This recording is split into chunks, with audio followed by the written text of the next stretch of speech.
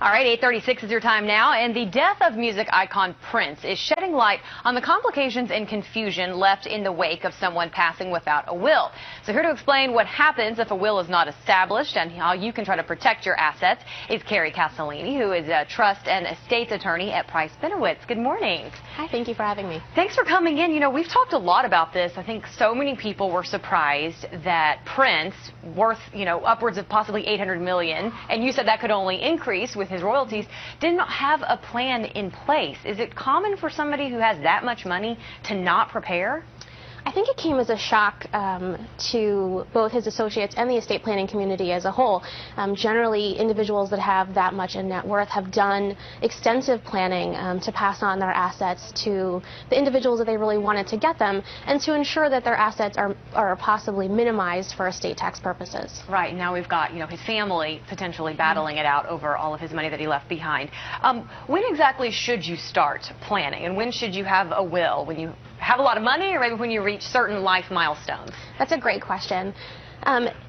The big trigger points for individuals to usually speak to an estate attorney is when they're getting married, or when they're expecting their first child, buying a house, or often retirement. I think Prince's case really highlights an opportunity for individuals to do estate planning. So there's no bad time to start estate planning, and there's no amount of assets that you need to start thinking about creating a last will and testament. Okay, so even if you're single, no children, don't even have millions in the bank, you Correct. can still go ahead and try and put one Correct. together. It's still a great idea. Okay, so talk to me a little bit about what exactly happens when you pass away.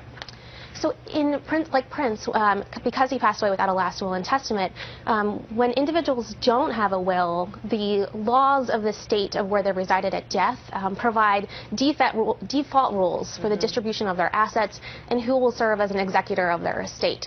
So the rules provide, like in Prince's case, who will inherit from the estate. And those laws vary from state to state? Correct. Okay, so you've got some tips today. I do. For folks that might be watching who maybe don't have a will in place. What should they do? A great start would be to speak with an estate attorney. I think we have full screen. Okay, here we go. Yeah. A great start would be to speak with an estate attorney who can assist you in coming up with a comprehensive and tailored estate plan that would fit your needs. In addition, checking your beneficiary designations on life insurance or retirement accounts to make sure that A, you've named a beneficiary, but B, also that they coordinate with your overall estate plan. And so that's something that you can do even, without a will. Just make Correct. sure that your beneficiaries are at least listed. Correct. Okay.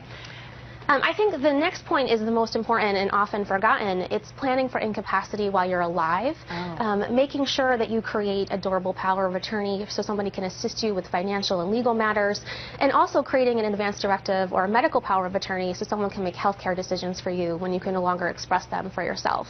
Okay, and that's something that, even young people should do because, God Correct. forbid, there's an accident or something. Correct, and we've seen a rise even in college students going off to college who have started to create these documents to be protected. Interesting. Okay, and your last two tips here? Maybe consider establishing trusts to support surviving spouse or providing for minor children, very important. And then also the last is something that's developed in the age of computers, providing or creating a list of user IDs and passwords for all of your online banking and investing accounts. Oh, right, because it doesn't help if you've got all that stuff Correct. and nobody can get in and access your account.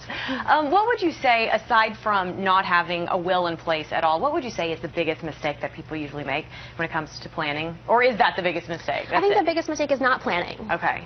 So not at all. Correct. All right.